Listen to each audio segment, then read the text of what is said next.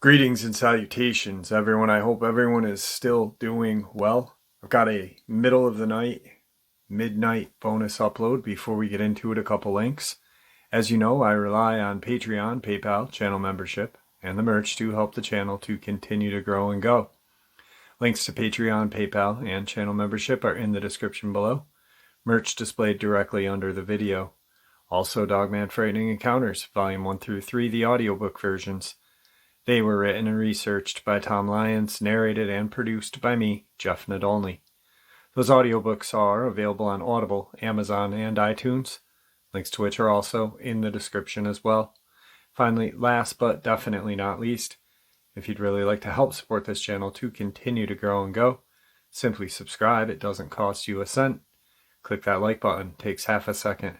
If you don't want to miss out on any of the informative uploads I put out daily, click that bell icon, and folks, please leave a comment. Why? Well, because all these links, they really do help this channel to continue to grow and go. And yes, folks, they definitely do matter. Now, everyone, I have taken far too much of your time. Let's jump into this middle of the night / midnight bonus, shall we? Underground alien and cattle mutilations, Dulce, New Mexico, has long been the site of strange activity and conspiracy theory. A government cover-up, an underground alien / human military base, or conspiracy theories run amok. Before the gory cattle mutilations, break-ins, and threatening phone calls, Dulce, New Mexico was a safe and peaceful place for R. Edmund Gomez and his family.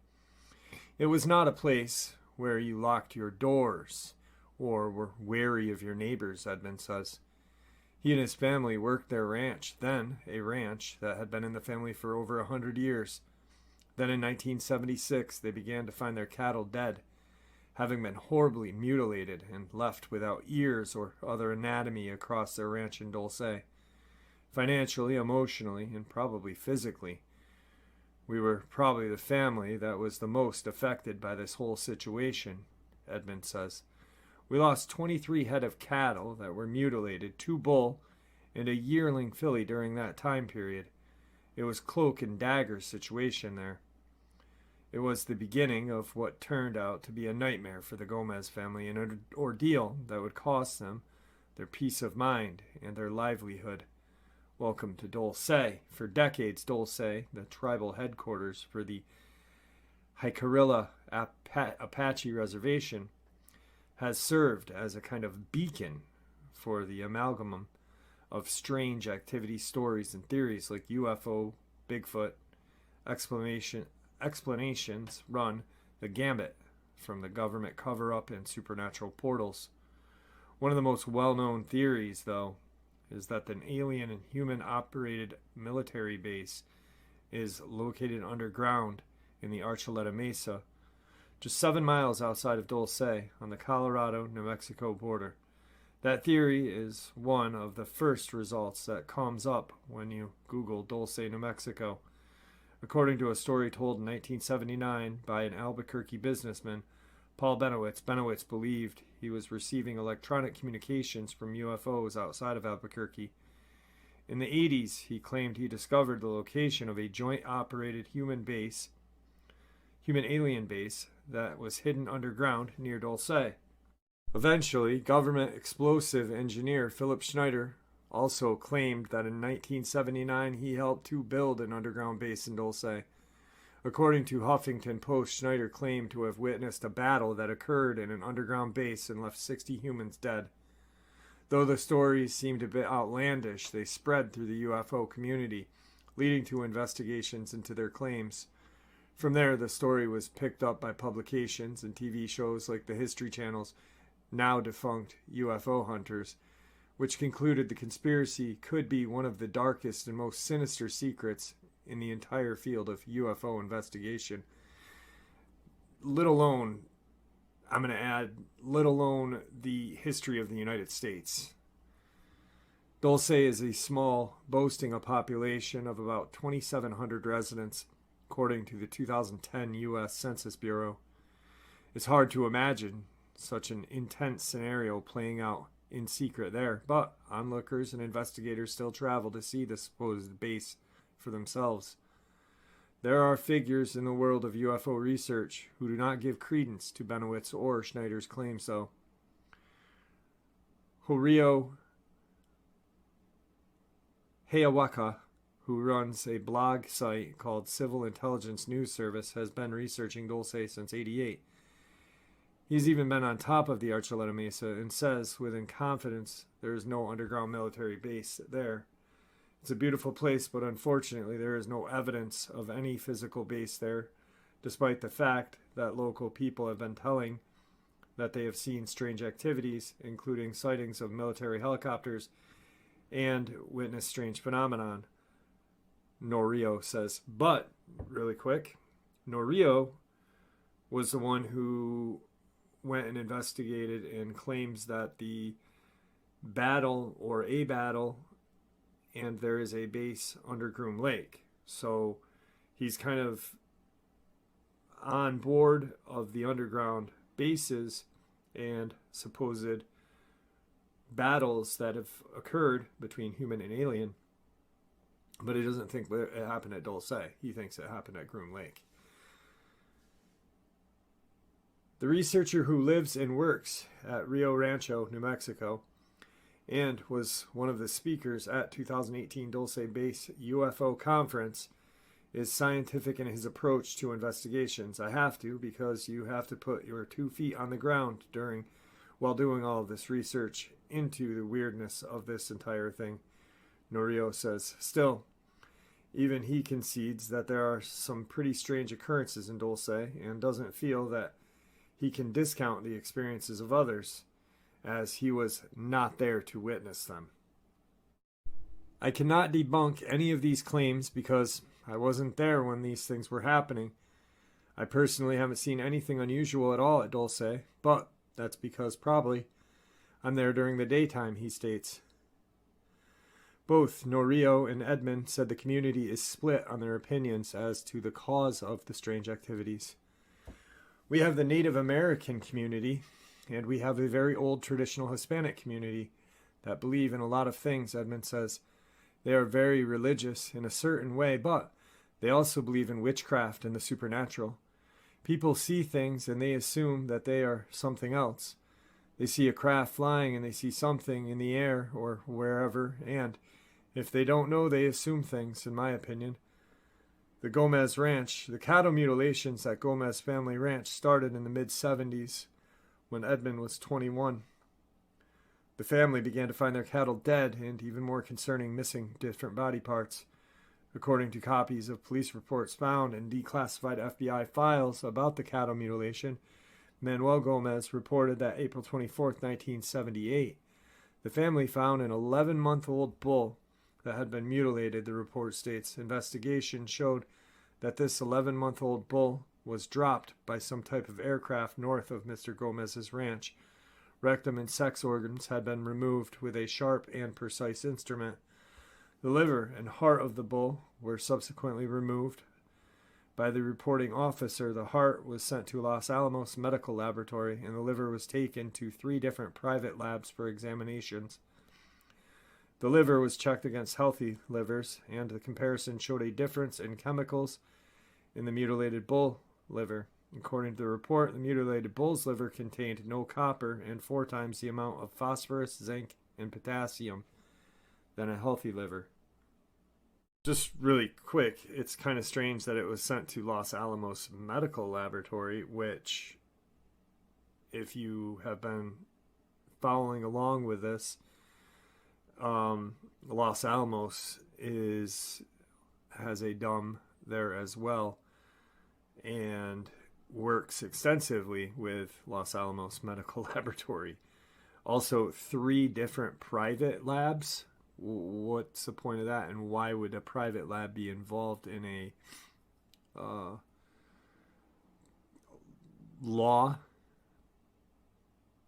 legal investigation? Makes no sense. No explanation for this condition is available at present time, the report states. Blood which came off of the nose was examined by the lab, and it was found to be a light pink in color. A probable explanation for the pinkish blood is a control type of radiation used to kill an animal. According to radiation experts, it is believed that this type of radiation is not harmful to humans, although approximately 7 people who have visited the mutilation site complained of nausea and headaches. After the Gomez family began collecting evidence about these strange occurrences, Edmund said people had been breaking into their home to steal the evidence. Edmund's mother received menacing phone calls, he said, with a voice on the other end threatening to harm her children. The family began to fear for their safety, and Edmund started following his younger brother's school bus after picking him up, just in case anything were to happen to him along the way. We were not used to that. We grew up on the ranch. Nobody ever locked their doors. And there was very little crime in the area, Edmund said. And then, after a while, when we were getting the threatening phone calls and getting break-ins, you were looking over your shoulder. You are always uneasy. You never know what to expect when you go out to the ranch by yourself to fix a fence or check on the cattle or whatever. You don't know what you are going to find out there. It is a very scary situation, very uneasy. The Gomez family were not the only ranchers to experience bizarre mutilations at the time either. Reports from the declassified FBI files state that across the Midwest and western part of the country, including Nebraska, North Dakota, South Dakota, Oklahoma, Minnesota, the ranchers were finding their cattle horribly maimed. These reports can be found in the vault, the FBI's digital FOIA library containing 6,700 documents. One of the documents' memorandum states that in 1975, Colorado Senator Floyd K. Haskell asked the FBI to investigate 130 grotesque mutilations that had been reported to Colorado officials. The 1975 memorandum states Senator Haskell indicated his concern for a situation occurring in the western states where cattle have been discovered mutilated. The bizarre mutilations involve loss of left ear, left eye, sex organ, blood drained from carcass with no trace of blood left on the ground or footprints. The director of the FBI at the time, Clarence M. Kelly, responded to Haskell stating that, "I regret to inform you that these actions do not constitute a violation of federal law coming within the FBI's investigation jurisdiction." In 1976, memorandum to the director of the FBI from Springfield, Illinois, Sheriff Russell Cruz of Marshall County, Illinois, reported widespread incidents of cattle mutilation. The memorandum concluded on this chilling note: "This is furnished to the Bureau in view of numerous references in this article to federal investigative agencies and also theories that these mutilations of cattle are only a forerunner of later mutilations of human beings." Edmund said he and his family also worry that whatever was happening to their cattle would not stop with the animals. "I was wondering, are they going after humans next?" Edmund said. Edmund believes that the government is responsible for what is happening to his family's ranch. Cattle mutilations, he believes, are related to Project Gas Buggy. In 1976, an Atomic Energy Commission detonated a nuclear device near Dulce. The name of the project was Project Gas Buggy, which was meant to ease the flow of natural gas in the Dulce area and the northwest area of Dulce. But on the other hand, that government project may have created some kind of disaster in the sense that radiation leakage started happening in the late 70s. That is, coincidentally, when a lot of cows in the area were affected. Not only cows, but sheep and other animals. And coincidentally, in the late 70s, there were many cattle mutilation cases in Dulce area and southern Colorado, and so on, Norio says. In 2013, author Greg Valdez published his father's investigations into the cattle mutilations in Dulce. He laid out a theory in his book, Dulce Base, The Truth and Evidence from the Case Files of Gabe Valdez, that the government was monitoring the radiation effects on specific local cattle and was trying to do the research on the tissue of the cows in the area. The government, according to Valdez, was trying to avoid scaring people or reveal that they had made a mistake and leaked radiation. Gabe, who was a New Mexico state trooper stationed in Dulce, believed the government clandestinely chose cattle and took them by helicopter for testing. Edmund said several police officers even spotted strange aircraft hovering over his family's cattle ranch one night. If radiation leakage happened because of Project Gas Buggy, it's a big issue health-wise, Norio states. Eventually, the Gomez family couldn't keep up with the cattle loss, and in 1985 sold their ranch, which had been in their family for over 100 years. My dad and I were leasing the ranch from my grandfather, Edmund said. We would run the cows for him, but we were responsible for any death. So we have to replace them. If there was 100 head of cattle, we have to give him 100 head of cattle, and then whatever that percentage of calves to keep in going. Our intention at the time was to purchase the ranch from my grandfather. Well, because of the financial situation there, we took a beating, and eventually we couldn't come up with the cash to purchase the ranch when the family decided to sell.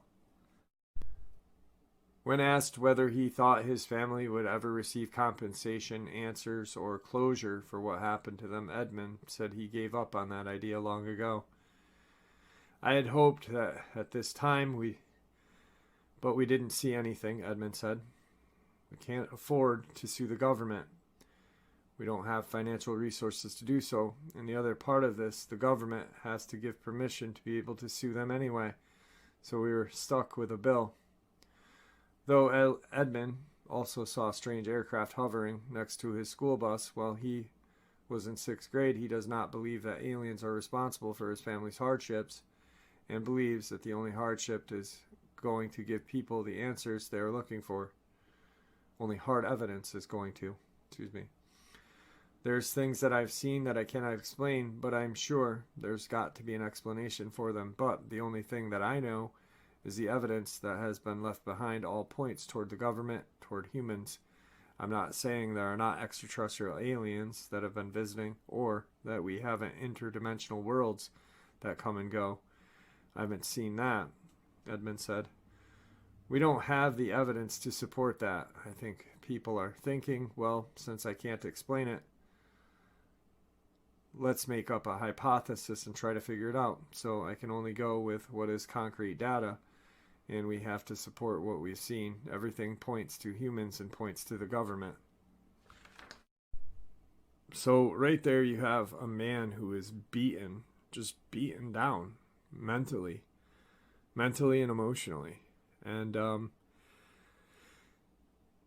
he kind of did. He really did say, hey, the government is responsible. But I believe that he is silenced because I think it was in the 80s. He had did a ride along with, I want to say Phil Schneider. And there's some transcribed manuscripts that I've read on here between the two talking about the underground Dulce. I think he was silenced. I think he was told to shut up, and he probably was compensated. Not a lot, not what that ranch was worth to him and his family, but enough to not live in absolute poverty. And it's sad. It is sad. I don't not believe that there was government radiation leaks in the area. You've got numerous reputable people that have claimed that these bases exist, and you cannot tell me that there is not radiation leakage coming out of these things. Alien life form with their crafts have to produce some sort of radiation that is negative towards humans, You've got too many people who have died mysteriously from spilling the beans on these cases. I think Norio himself is actually given some money to quiet down too, and probably said, here, talk about Groom Lake. Don't talk about Dulce anymore. Just talk about Groom Lake, and we'll pay you. You shut up, make your money off of it this way, write your books, do whatever. And the government's shady. They're very corrupt. Not all, but the ones who are involved in this alien agenda are.